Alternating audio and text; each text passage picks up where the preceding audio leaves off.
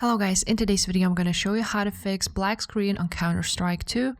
This tutorial will be quick and simple. Just make sure to subscribe to this channel and leave a like on this video if you will find this guide useful. So first of all, open up your system settings, go on display, and then under resolution you want to check what resolution is set on. You want to make sure it is on recommended and just write those numbers down.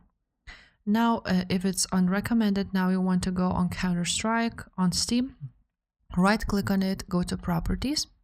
On properties, you want to write down launch options. So launch options should be windowed and then your resolution. Once you will write that down, you want to go ahead, launch the game, and on game settings itself, you will change the resolution to the one you are always using. And after that, you can just go ahead and just delete it from launch options. And that's it. That should fix your black screen. If this video was helpful, make sure to subscribe, and I will see you next time.